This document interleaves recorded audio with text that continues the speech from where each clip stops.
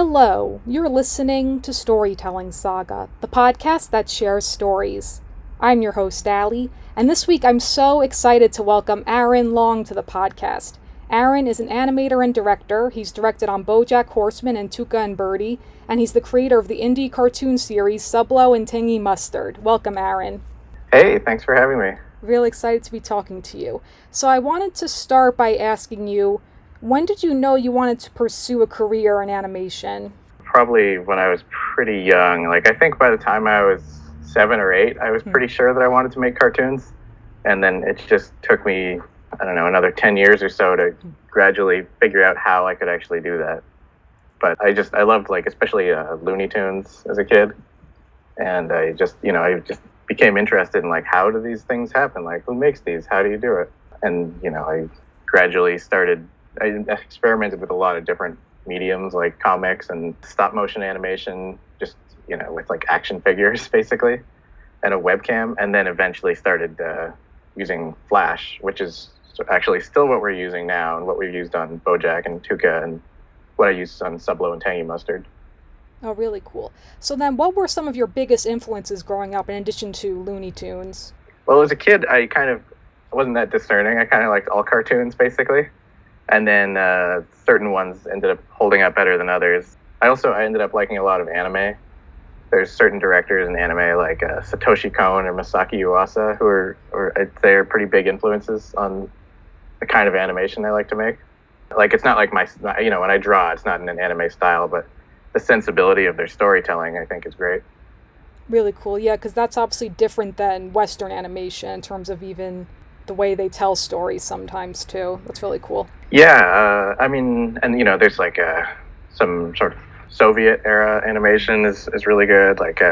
There's this the Russian version of Winnie the Pooh. Winnie Pooh is so different from the Disney one, but it's just as good, I think. And there's this Estonian, I think, animator named Prit Parn. There's this guy Marcel Yankovic who did this really amazing film called Son of the White Mare. That's just the more different cultures of animation I see, the more I'm kind of opened up to all these alternate possibilities in storytelling. I wanted to ask you also about the process of directing. So how do you approach directing an episode of animation? Just kind of like the process, and are you involved with every step of production? So as a director, basically your involvement starts where you get the script and usually you go to the table read. And watch everybody read through the script, and then you get the radio play for the episode, and you have about a week to do thumbnails, or pre-thumbs is what we call it, where you're just sort of figuring out if this is a scene with a new location, what does that location look like, what kind of angles are we going to be using, and then you have usually 2 weeks to thumb out the episode and kind of do a rough storyboard with your assistant director and 2 other storyboarders. On BoJack and Tuca, that was the setup, and then you show the creator and the executives the thumbnails, and they would usually have a fair amount of notes. Sometimes usually the scenes are okay, and they just have little tweaks they want you to make. Sometimes, occasionally, if you're way off the mark, they make you do a scene again, which is kind of assumed that that's going to happen. It's kind of built into the process, and then you clean up the storyboards and kind of clarify everything for both for them and for the overseas studio that does the actual animation. You just kind of try and make everything as clear and clean as possible. In the case of BoJack, we would send it to Netflix a few times during that process. And then as a director, once the storyboards are done, your work on the episode is usually done and you move on to the next one. But I was also involved in the animation retakes. So if that's 8 weeks later or something, I forget the exact amount, the animation comes back from Big Star, which is the Korean studio that does the actual animation. And we would do retakes on it to try and, just get the performances closer to what Raphael would want, or fix any mistakes. Because sometimes mistakes happen just because we didn't make things clear enough, or because the overseas studio, misinterpreted things, or, there's just always that kind of stuff. So then for that role, I would be the animation director, which I think I was on season 4 and the beginning of season 5. Of BoJack, and a little bit on Tuca as well. Oh, really interesting. So I did also want to ask you, how did you even become a director on BoJack Horseman? So right out of school, I got hired at the studio where we do BoJack, which is Shadow Machine, just because I'd done some, like I'd said, I'd been making cartoons in Flash, and I was putting them online. Somebody saw them and offered me a job on this other show they were doing at the studio. And after the first season of that show, they were starting to put together season 1 of BoJack. And so they kind of, your first, when you're putting a team together, your first thing you're going to do is say, okay, who's like right here with me? Like, who do we already have? So a lot of us who were on the other show just kind of hopped over onto BoJack, and I just kind of got to be in the right place at the right time to start on BoJack. Yeah. Nice. And do you have a favorite episode you worked on overall? Yeah, it's hard to pick one exactly, but there's certain ones that were more memorable to me for certain reasons. Like 407 is the one where Mr. Peanut Butter's house goes underground. That one was a really fun one to do. I love Mr. Peanut Butter. He's my favorite character. 411 Times Arrow was a really fun one, and just kind of an interesting challenge. And then I'd say season 5, episode 11, The Showstopper. Is that what it was called? Yeah. Yeah, and then the next one's The Stopped Show. Right, yes. Right. The Showstopper was a really fun one to do. And then season 6, what was that one? Episode 12, the one where it's all just the interview with BoJack on Biscuits Braxby's show. Oh, yes, Xerox of a Xerox. Mm-hmm. Yeah, that was a really fun one. Just for different reasons, like the content of each episode kind of will have different challenges for you and stuff. Like on that particular one, the Xerox of a Xerox, a lot of the hard thing was we hadn't often done, other than the funeral episode, you don't usually do like a sustained sequence that's just like looking at a character talking without much else happening. It's always just kind of an interesting challenge because a lot of the tricks you use to try and keep the visuals interesting are taken away when you have like a locked shot and a character just sitting there talking. So you kind of really have to focus on their performance. Mm-hmm. And then other ones, are more, some of the challenges in other episodes can be more like, how are we going to tell this huge story with a limited budget and scope of what we can actually show? Like I think there was a bit of that in the Underground episode, because even though theoretically it's all just in, Mr. Peanut Butter's house, and that's a location that we already had, it looked different because it was all ruined. So we had to and there was all the stuff with the ants and stuff too in that episode with Princess Carolyn and Todd's journey through the underground world. So there was a lot of new stuff that had to be made for that one. And every episode is like that, though. They're always challenging in different ways. But I'd say those ones are my favorites: Underground, Times Arrow, Showstopper, and Xerox of a Xerox. I wanted to talk a little more specifically about Times Arrow in particular, because it's such a visually ambitious, like one of the most visually ambitious episodes of BoJack Horseman. I wanted to ask you, basically, how did you go about figuring out the visuals for that episode? For instance, with the flashbacks, when we see background characters without faces and dissolving backgrounds, things like that.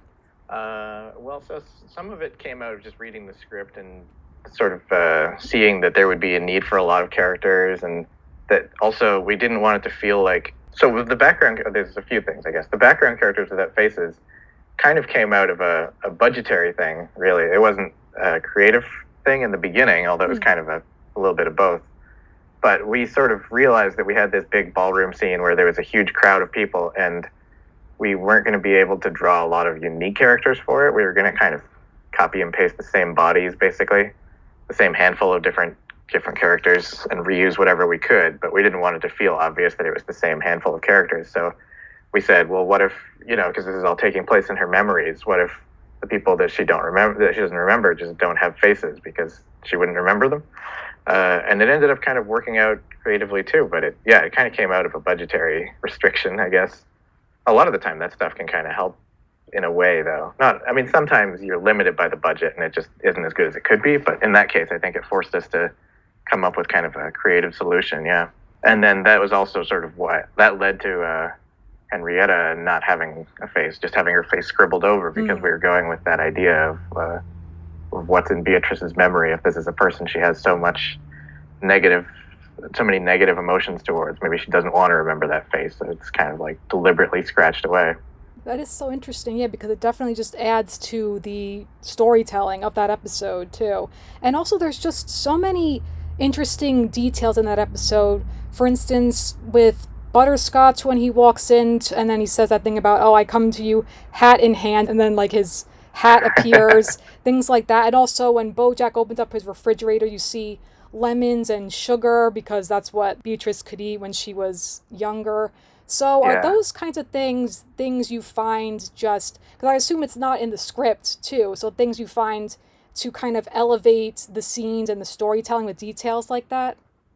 Yeah, I mean, a little bit of it was in the script. I can't remember what specifically, but I don't want to, since I don't remember, I don't want to be like, none of that was in the script. We came up with all that ourselves. But I think, because the script obviously, had a huge amount of depth and like strong ideas in it.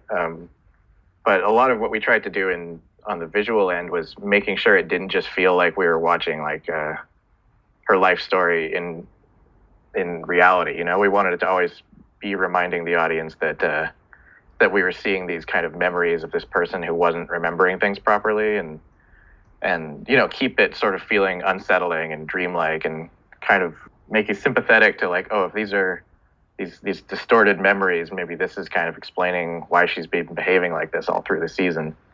So we tried to kind of make, we weren't really literal about it having to do every scene a certain way, but we were trying to, at some point in each scene, have some visual reminder that this isn't just, we're not actually in 1963 here. We're in Beatrice's current day memory of 1963.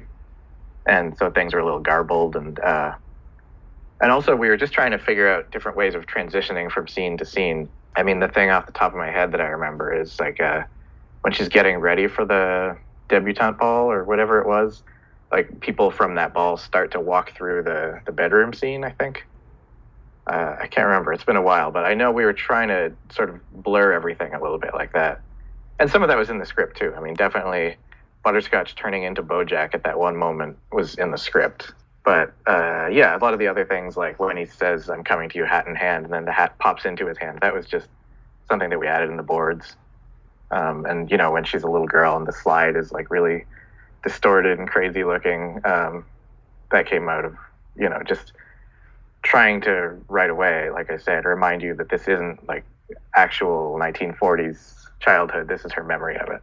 And there's just so many chilling and jarring things. I know, like, there's that quick shot of Beatrice staring at her father's open casket. That one's so jarring. Even in the beginning, too, just taking us into this world where we see a young Beatrice just in that blank, white, bright background, which is so interesting. I mean, that whole thing with the fire, when her dad throws her doll into the fire and it's just like the flames burning up, it's so horrifying, and it's just so, again, visually amazing. Yeah, we definitely wanted it to feel increasingly, I guess, towards the end, like a bit more like a horror movie almost. I was looking specifically for the scene transitions, but also the overall mood, although I don't know how many specific things you could see in the final episode that have to do with this. I was looking at the anime film Perfect Blue by Satoshi Kon, because it's sort of a lot of his stuff deals with like reality versus memories versus, what is it, dreams and reality. That montage at the end was where, she's giving birth to, I forget who's giving birth to who. I guess Henrietta's giving birth to Hollyhock, and she's giving birth to BoJack. Mm-hmm.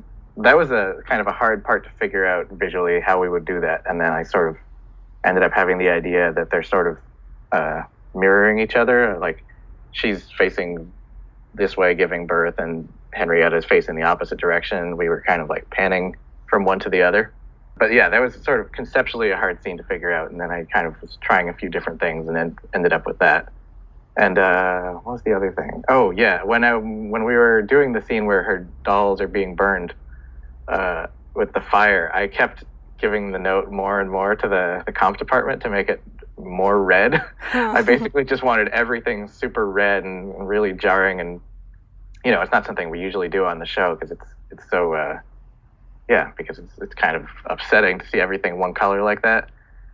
So they kept going a little more red and be like, is this enough? And then I'd be like, this is like a quarter of what I want. I want it totally red. And Raphael was supportive of that. He was happy to make it intense. We tried to just use every tool that we could without it being too chaotic, I guess. And then also just this, like, one of the most interesting scenes to me is just that conversation between Beatrice and Henrietta, because also nothing, like, the background's all the same and just we see her scribbled face, so clearly she remembers it well, which is interesting to think about, and just everything is still, and I just really love that too, and then leading into that montage of them each giving birth. That was that scene of her talking at the table with Henrietta. That note definitely I remember coming from Raphael, the creator of the show, because there was a few times when we would have something more complicated in mind for a scene, and then he would say, no, let's just do it simply. Let's just have like a slow push in on these characters not really moving around too much. I think at the end too, when BoJack is doing his, when he's kind of lying to his mom and telling her that they're eating ice cream and all that. I think, again, that came from Raphael being like, he had very specific ideas of like when BoJack should lean forward and when we should start pushing in and all that kind of stuff. He was very, involved in figuring out the acting of the characters. That ending scene, honestly, that's one of my favorite scenes in the entire show because it's one of the most selfless things we see from BoJack, just giving his mother this moment of peace and calmness when she recognizes him instead of him telling her off, and it's just so beautifully done, especially after all of the chaotic things, all of the unsettling things we see throughout the episode. Just having this quiet moment between the two of them, it's brilliant. Yeah, I Agree. I mean, I feel comfortable agreeing that it's good because I don't take responsibility for it, because it came from the script. Kate Purdy wrote the episode and she did a great job. But BoJack being kind of selfless in that moment is one of the reasons I think that season 4 is my favorite season of the show. I also really liked season 6, but season 4 was my first season I directed on, and I felt like it sort of delivered all the same stuff that you'd come to expect from the show at that point, but it also shook up the, I don't want to say formula because that sounds bad, but it shook up the sort of status quo of the show so much in terms of how BoJack was relating to the other characters and who was paired with who. Like, up until that point, Todd was always with BoJack, and then that season he was barely with him. And like the whole Peanut Butter and Diane dynamic was different in that season because of the election storyline. So yeah, I really liked that. And then also in that season, the whole thing with Hollyhock kind of added this extra layer of sympathy with BoJack almost. Like, you really start to feel like, okay, he's starting to put the, he's starting to make progress. So I was a little disappointed when we got to season 5 that he kind of slid back so far, and that season ended with him choking somebody. I was like, oh my God, he's really, I was happy for him to be making progress, but then he had a long way to go compared to what I thought. Right. Oh my goodness. Yes, for sure. I agree. I would say season 4 is my favorite as well. And I do want to also talk about, though, Interior Sub from season 5. That's another really fun episode visually. So with that episode we have, Bobo the Angsty Zebra, of course, all that stuff is so great. So I wanted to ask, how did you find the balance, like, with the visuals playing into the story in particular in this more humorous way, this looser, more interesting in that sense? Well, again, a lot of that came from the script. It was specifically called out what everybody would be. And we had a really hard time figuring out, especially Princess Carolyn is the noodle yarn monster thing? Oh my God, yes, a tangled fog of pulsating yearning in the shape of a woman. I had it. That's it, yeah. Oh, man. Yeah. You read that and you go, what the hell is that going to look like? And then we got a design for it from Lisa, our production designer. And we were like, oh no, how are we going to animate this? This is so complicated. Because you can kind of see all of her yarn organs sort of constantly moving. And we sort of, there was a lot of back and forth of trying to simplify it and pushing it in a more easily animatable direction versus trying to preserve what the description was of her being this pulsating, tangled fog. And I guess we were all pretty happy with where we landed. I know it was difficult for the animators, but I think there was some really fun stuff in that one.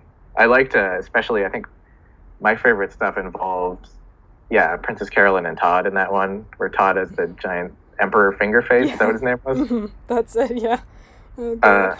I added the moment where he like slams his head on the table. Oh, God, I love that. It's like if they're arguing in a room with the table and his head is a hand, I think it'd be funny if he slams the table with his face. Oh my goodness. And you know that scene where they're getting ready to go out, or who's getting ready? I forget. I think Princess Carolyn's getting ready to go out and Todd is helping her or something. Or maybe it's the other way around. But I remember doing some stuff with her arms, like stretching really far. Uh-huh.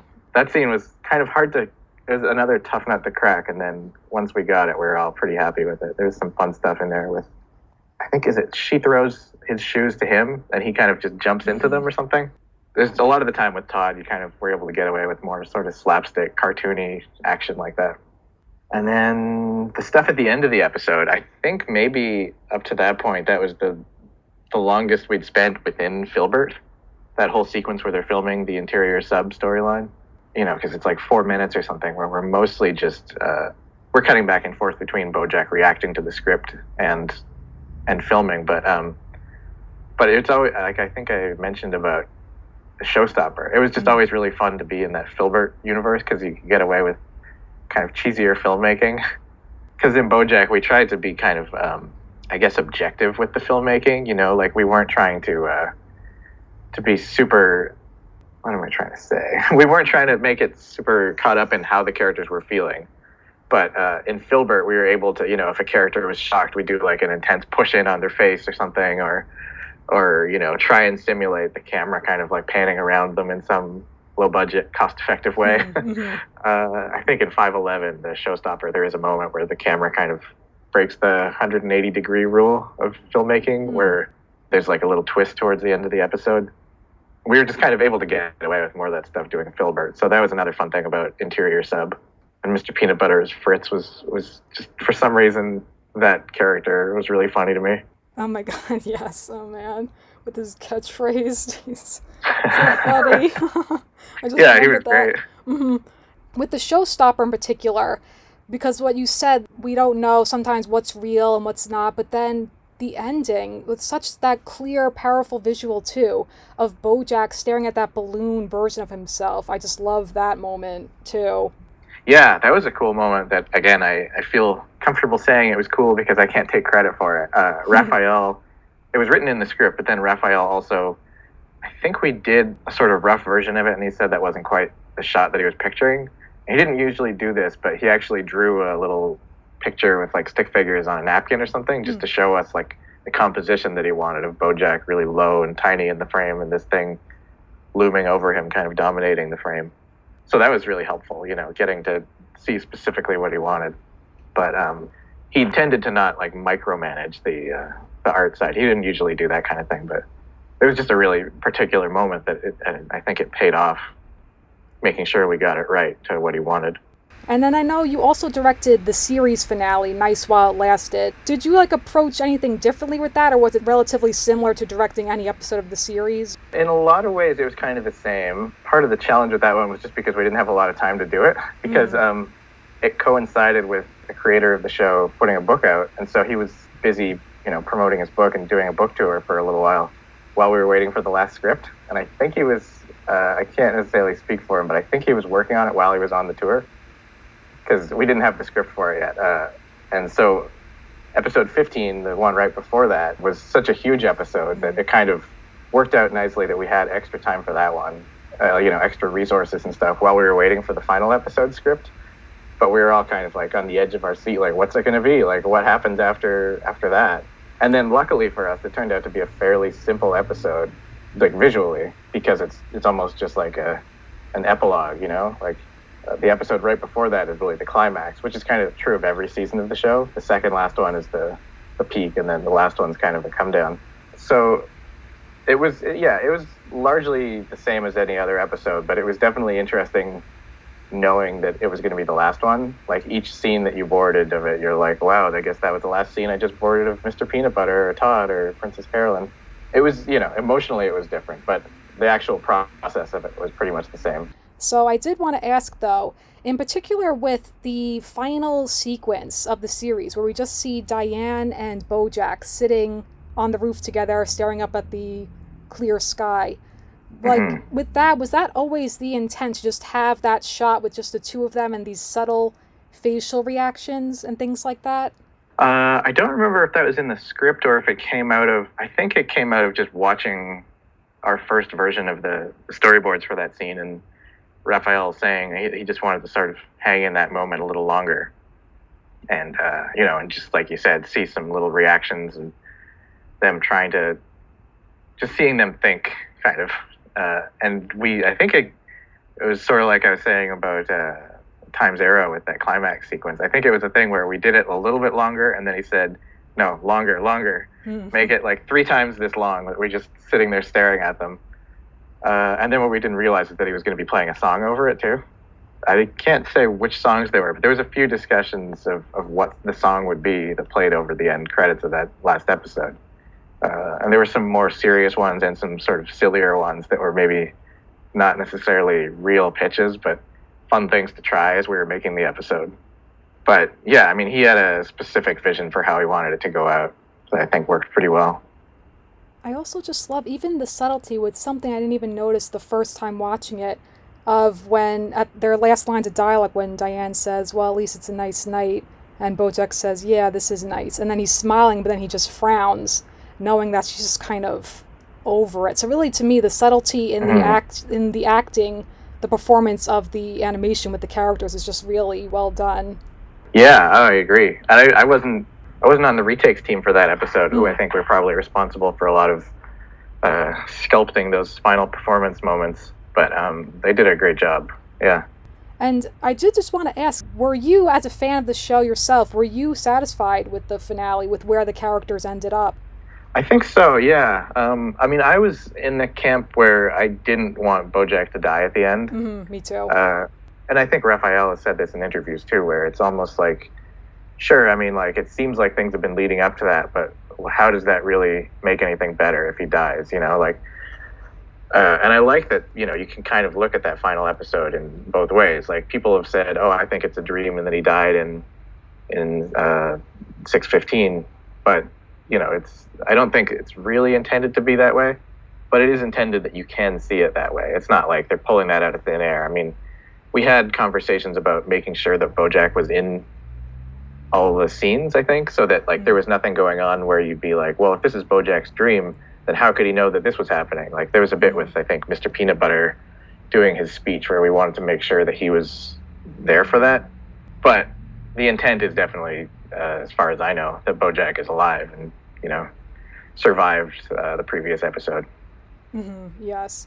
And just randomly, like, a comical moment I love in the finale is when he finally tries honeydew, like, after this whole time throughout the series. That's just so funny. I just love that. Yeah, me too. Yeah, it was nice to have so many, I don't know how they did it, but they really found room, especially in the last episode, but also just all through season 6, to have little resolutions for things. Like, I think in 607, Peanut Butter gets his crossover, but then also... I can't remember where, but there's some final moment with Peanut Butter talking to Erica off screen. And just a lot of stuff like that where they brought all the sort of running gags to a natural endpoint, which was pretty nice. Yes, definitely. So then, do you have a favorite scene just overall in the show that you worked on, whether it's comical or what, just like anything in general, like your favorite contribution to the show? One that comes to mind, I don't know if I'd say this is my number one favorite scene, but I really liked in that episode called 607, the one where BoJack and Mr. Peanut Butter visit the museum, and there's the horsing around set. Okay, the face of depression, yes. Yeah. Peanut Butter finally gets his crossover. Just in the table read, when we got to that scene, I was like, oh my god, this is going to be really fun. It's just such a fun moment for the character. And I just loved how he was kind of like simultaneously really excited but also crying. So that stuff was really fun. That was like a scene that I was just kind of delighted by. What else? There's a lot to think about. A lot of the stuff in the Showstopper was really fun to work on because we were trying to cut back and forth between BoJack's reality and the Filbert reality, and trying at certain times we're trying to make it clear which is which, and then other times we're trying to keep it sort of vague. Towards the end of the episode, it gets sort of hard to tell whether we're in reality or the show. And that stuff was really fun. Just trying to figure out slightly different filmmaking. I think we leaned into a lot of cheesy stuff with the Filbert show because we had so many sort of gratuitous like camera moves and like Dutch angles and just cheesy acting, you know. It was always fun when we were having the characters act because you could kind of ham it up a little. So I forget if there's any particular moment in that one, maybe the song, but just the whole episode was a lot of fun, the showstopper. And one more thing I want to ask you about BoJack Horseman. I just wanted to know, overall, what would you say was your biggest takeaway from working on the show? It's hard to say because it was like 6 years of my life, so there's a lot of stuff I took away from it. But in general, I was just really, it was a show that we didn't have a lot of like personality drama. You know, like the supervising director, Mike Hollingsworth, and Raphael were both really good leaders and just kind of led by example. You know, we didn't have any big like creative arguments about stuff. Everybody kind of got along pretty well, and we're always very reasonable and considerate with everybody. So I think that was maybe one of the big things, is just seeing what it means to be a good leader on those kinds of projects. Like, it was pretty inspiring how often Raphael would have a problem in front of him that, like this thing in the script is, there's an accidental plot hole created here by this thing. And just on the spot, he would come up with a really smart solution to it that, you would think like, oh, he must have like gone away and thought about that for a few hours and come back. But he would just come up with the stuff instantly. He was brilliant. So it was just great getting to work with such a good team. I don't know. That's probably the biggest thing I took away from it. It was definitely a very positive experience. Oh God, I could always talk about BoJack forever. So I want to talk now about Tuca and Bertie. So congratulations that you guys got picked up for season 2. That's just really exciting too, first of all. Yeah. And so what's been your favorite part about working on Tuca and Bertie so far? Well, this isn't related to any particular story, but I think doing the main title sequence was my favorite part. Cool. Because it just was like, the show as a whole is very collaborative, and creatively you feel like you're not limited really by anything. But the main title sequence, I really just kind of got to go crazy and do sort of whatever I wanted, and then just say like, here's what I'm planning to do. Is this cool? And nobody really had any objections to it. So, and I got to animate it myself with a friend of mine, Alex Sallier, who was also a storyboarder on the show. It was fun to sort of do something where you weren't actually trying to tell a story on screen. You just kind of do some eye candy almost and just, hype up the show basically. So that was really fun. I also really liked the sequence in episode 106 of Tuca and Bertie where they're looking at different houses. That montage of them, going to open houses was really fun. Just because it was so crammed full of silly gags. That's probably my single favorite chunk of the episodes that I've done so far on the show. But I'm working on more now, and we're not sure how they're going to turn out. So I could have a new favorite this season. I don't know. Really cool. I know I love all the wacky weirdness in Tuca and Bertie. And I did want to ask you too, like, because I know obviously with everything going on with the pandemic that you're all working remotely. So like, what are the challenges with that? Or is it relatively similar? Or I'd say the process of doing the storyboards is pretty similar. We do a lot of video calls. That aspect is hard actually, is that I'm in video calls all day, but I'm also trying to actually get work done. But the process of doing the boards is pretty similar because it's not like we're sitting there drawing together. You'd assign a scene to somebody and then check in on how it's doing and give feedback. But reviewing the episodes has actually been the hardest part because usually we would watch them, like, with Lisa, the creator of the show, and Raphael and the other executives on it. Traditionally, we would sit in a room and watch it together and kind of stop after every scene and discuss it. But trying to do that over Zoom or Google Meets or whatever can be kind of challenging because the technology just isn't quite, I don't know if it's somebody's internet connection or what, but it can be hard to get a sense of how things are playing because the video will lag for a second or something. And, so much of comedy is in the timing. And then you'll be like, oh, this joke was working fine in the scene, but it's not playing properly. So they didn't think it worked, but I thought it worked, This is a little bit of that. But overall, it's not drastically different. So I want to talk to you now about your cartoon series, Sublo and Tangy Mustard. As I told you, I binged all 15 episodes, absolutely love it. So I wanted to start by asking you where the inspiration come from for it. I grew up in Toronto. I was born in Toronto, in Canada. I'm Canadian. And then I moved down here to LA to work in the animation industry here. Not really on purpose, but just because I got offered a job here before I got one up there. So I took it. And I really missed Toronto. So I decided that I wanted to do a series set in Toronto and make it really explicitly like my hometown, I guess.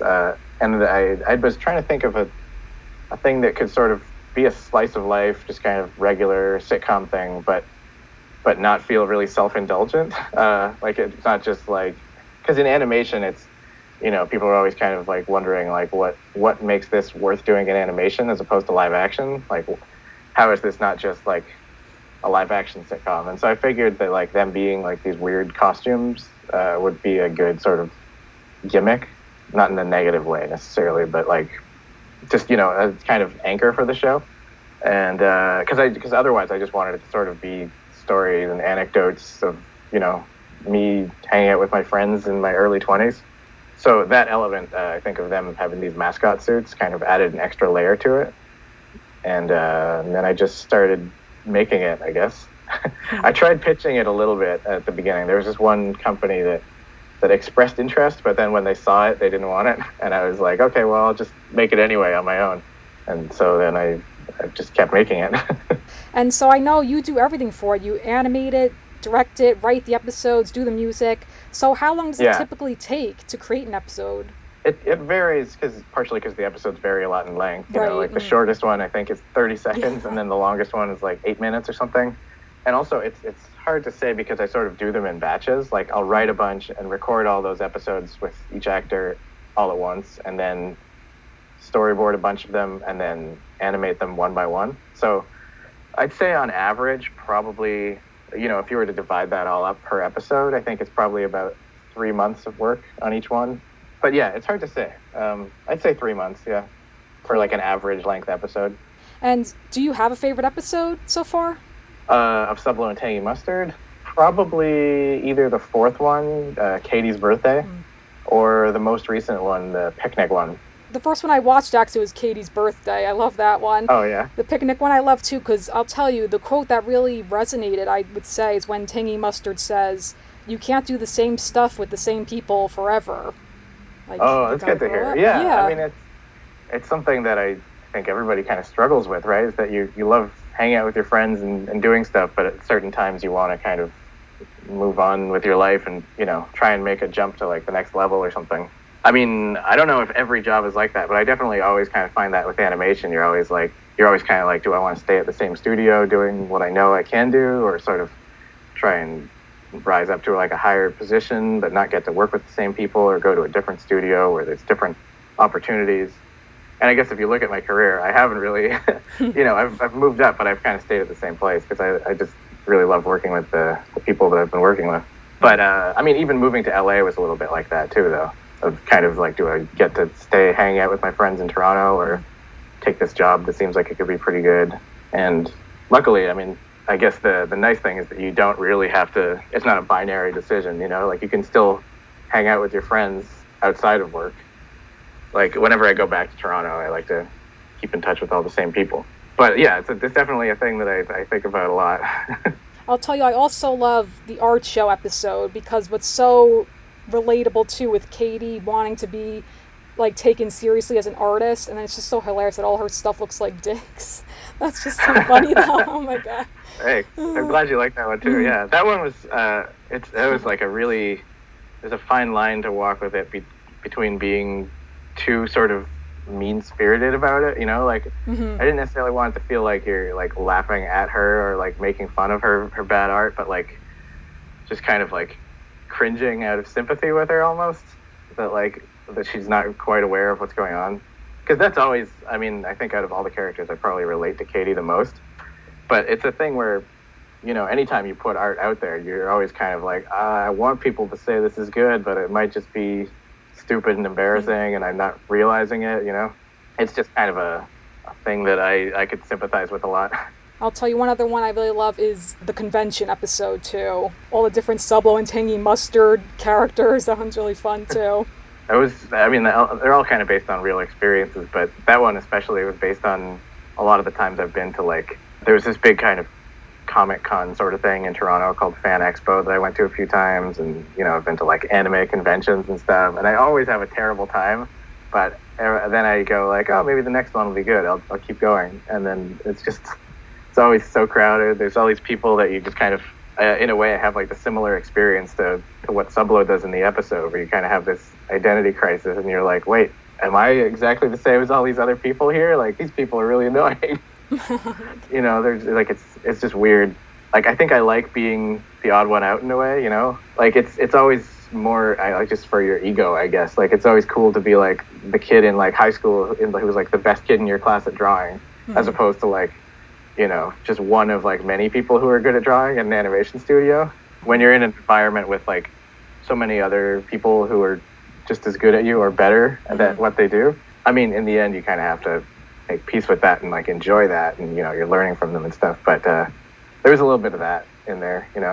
You're like, my identity is that I'm like an animator, and then you're like, oh, but what does that even mean when there's like 500 animators around me? And do you have a favorite character on the show?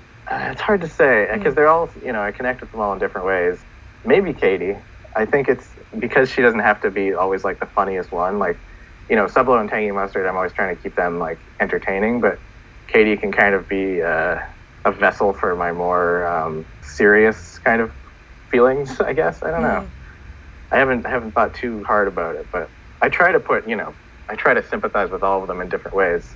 Maybe not Mr. Woo Bomber, maybe not the boss, but like I've been on both sides of that thing in like the picnic episode, where like Sublo is upset because everybody else is like, oh yeah, of course this isn't going to last forever, we got to move on. But I also sympathize with him being like, but I want this to last forever. I love hanging out with you guys. And then I don't know, I really like Tangy Mustard too, because he's so specifically based on my friend Kevin, who does the voice. Like, part of the reason I was excited about doing the series was just he's just such a weird guy that I was excited to, I hadn't seen a character who was quite like him in animation, and I was excited to sort of basically write lines that are similar to things he says in real life, have him say those things again into a microphone, and then animate a cartoon character doing them. It was just it was a funny experience to have it be so like one-to-one, like this specific person.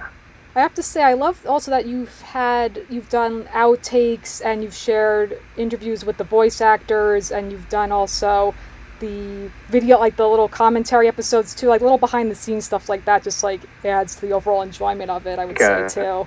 I just enjoy that stuff as an audience member, so I figured, well, if I've got these outtakes here, I might as well put them out, and hopefully somebody likes them.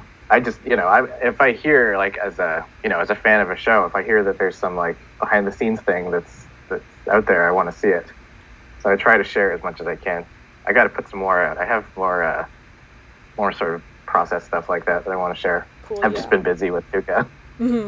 And I just have to say, just on a random note, I love the name Vanessica. That's hilarious. Oh my God. Just a great name. Oh yeah, man. I came up with that. I think it's a weird combination. I think Raphael and I have a similar kind of sense of humor about like weird names. Like, I love a lot of the crazy names on BoJack, but I think we came up with similar names at the same time because Sarah Lynn's assistant is Janessica. Oh, okay. I forgot about that. I think I put my cartoon out before BoJack came out, but I think we kind of like had a similar idea at the same time. Or, oh no, actually, you know what? I'm remembering now. In season 1 of BoJack, I was designing extras at one point, because there was this point in the season where we realized that all the characters we were designing for the show were always these crazy animal characters, and we didn't have any just kind of generic normal humans to populate scenes, in the background. Like, every character that we had would be like a crazy bug person or something, so your eye kind of goes to them on the screen.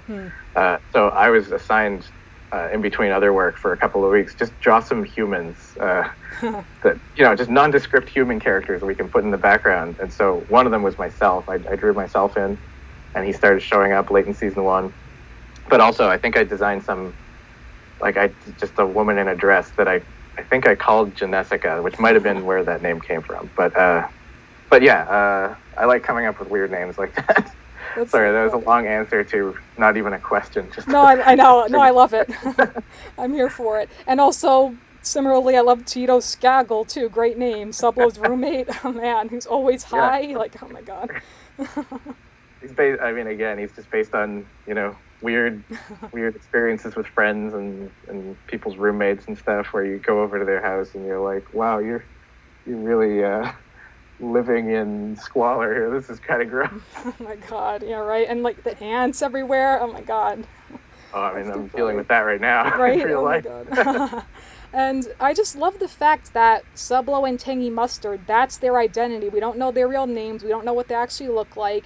I want to ask you too, do you have an idea in your head of what they actually look like or no? Yeah, I do, but I don't want to make it real, you know? That's Like, fair, yeah. I've a couple of times I've doodled like what I think they might look like outside of the costumes, or just like what would work with the shape of what we've seen of them in the costumes, and I don't want to think about it really.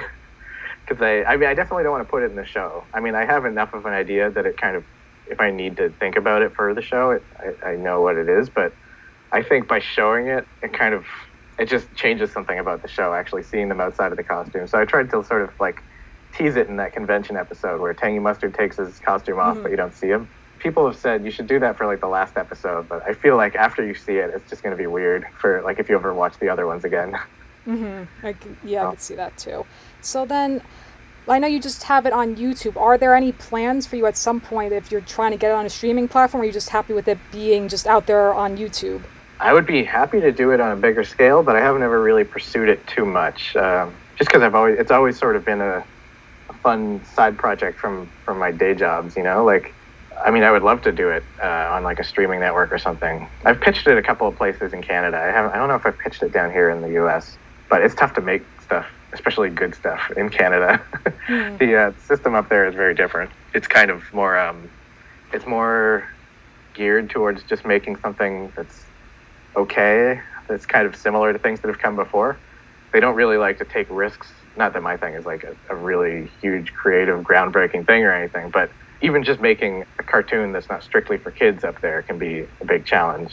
So I should pitch it down here, yeah. I mean, I've got friends who have said you should really pitch it to Netflix. Like, there's this one friend of mine who's at Netflix, and he keeps saying, pitch it here. Like, they're going to like it, and I just haven't gotten around to it yet. So then, how does the process of creating your own series differ from collaborating on other series, like on BoJack or Tuca and Bertie? In some ways, it's harder because, you know, you have to do everything yourself. But also that can be freeing in a way because you don't have to justify anything, you know? You can put a weird joke in or just a weird non sequitur thing that if it makes you laugh, then you put it in, and you don't have to kind of explain why it makes you laugh. Because even on Tuca, there's little moments in the script where we'll be trying to understand, like, how do we stage this joke? What is funny about this? Like, this is just like a weird moment, and then, you know, and then I feel bad for Lisa in those moments because she has to kind of explain, like, oh, there's nothing really that, like, objectively funny about this. It's just a weird thought I had that I want to put in, and it's hard to fight for that kind of stuff, you know?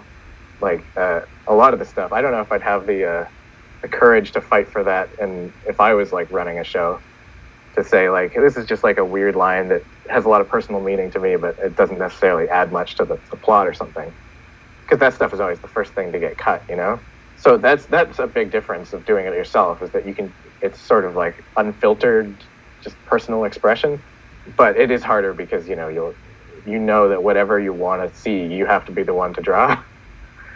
Which can be, there's been times when I'm having to animate a shot and I'm like kicking my past self for like wanting to see this on screen or like deciding to stage it a certain way.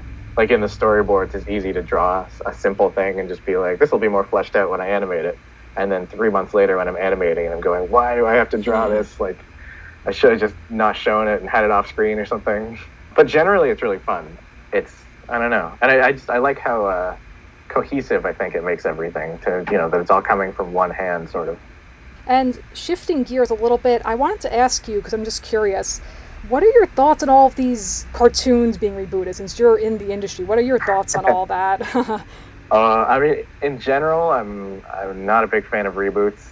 I just, I'm always more interested in, like, a new story, as opposed to, like, because I just feel like most reboots are not great. Like, there's probably been a handful of ones that are satisfying, but generally, just as an audience member, if there's a show that's coming back, you might get excited for it, and then you see it, and you're like, oh, the actors are older, and, like, it's a different crew making it, and it just usually not the same. Like, it's hard to, I mean, even, we only stopped doing Tuca and Bertie for like, I don't know, 8 months or something, but it was a big challenge to get a lot of the same people back. And the longer you go, I think the harder it is because people move up in their careers. So, like, I'm really excited for that Clone High reboot. I love the show Clone High, and it's coming back, I guess, probably next year. So I'm excited for that as an audience member, but I'm also kind of apprehensive because I'm like, oh, this thing is, like, at this point, that was like almost 20 years ago. And I'm kind of like, it's just, there's no way it can be the same show. So as much as I want it to just like pick up where the other one left off, I'm also kind of apprehensive as a fan of the show.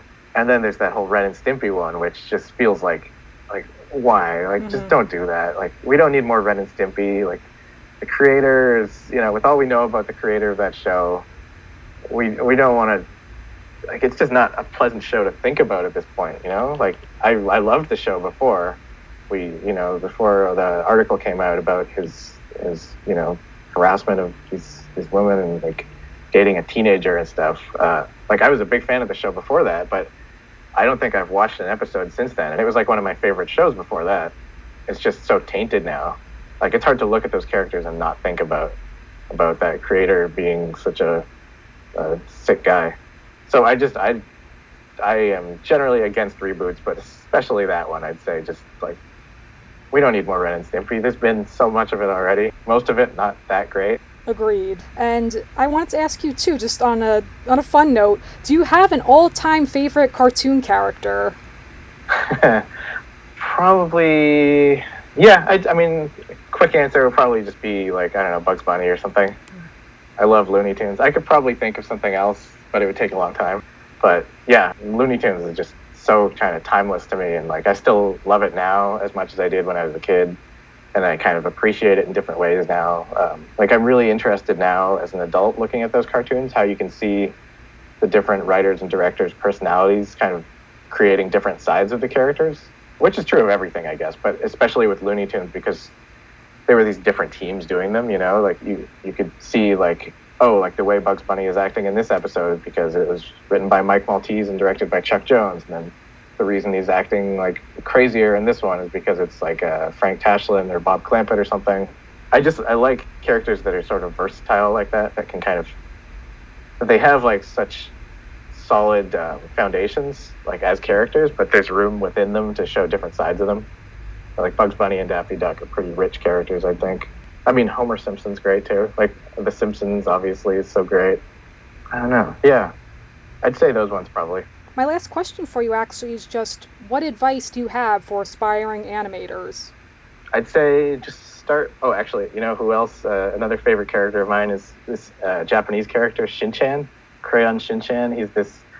Basically, he's a kid who likes to pull his pants down, but and embarrass his parents and stuff, but he's a really funny character. Okay, so anyway, yeah, advice for young animators or just any kind of creators, I would say, don't wait for permission to start making stuff. Just, you know, start writing, start animating and practicing on your own. And I guess once you feel happy with it, maybe start putting it online. Like, you don't have to put every animation test you do on the internet, although it couldn't really hurt. I mean, because it's interesting to see people's progress. And the earlier you start putting stuff online and just sharing it with people, the earlier you kind of start building up people who are interested in your work and excited to see what you do and rooting for you.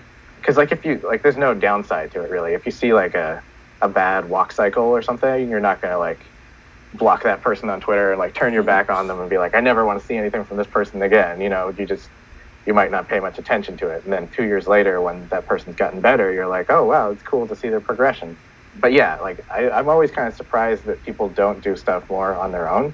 Like, I mean, especially now, like, you don't need a company backing you to make a cartoon, and in the pandemic especially, like, animation is easier to make than live action for sure. Yeah, I'd say just do it. I think I've said this before elsewhere on the internet, but, like, I was surprised when I got to college, because I'd been making shorts in, like, high school, but nobody else had even, like, animated at all when we started animation school, and I was kind of like, what? You didn't do, like, a bouncing ball, like a flip book or something? Like, I don't know. I feel like if you really love it, you should try to at least do it on your own. Which isn't necessarily true for everybody, but from my experience, I feel that way. Aaron, thank you so much for joining me today. Please let everyone know where they can find you on social media and all your projects. Sure. On Twitter, I'm AALong64, which isn't a great username. I mean, if you just type like Aaron Long cartoons or something into YouTube, my stuff will come up. Or my cartoon that I do right now on YouTube is Sublo and Tangy Mustard. So you could search for that. I think my website is just Aaron Long Cartoons. So you can find all my stuff on there. Thank you so much again. Really appreciate it. Yeah, no problem. It's good talking to you. And with that is going to conclude this week's episode of Storytelling Saga. As always, you can follow the podcast on Twitter, Facebook, and Instagram. Check out storytellingsaga.com, where you can leave me a message in the contact section or send me an email at storytellingsaga@gmail.com. Next week, Kids Next Door, Battle Stations. I will be discussing Codename Kids Next Door. Until then, thank you for listening, and remember, write what you love.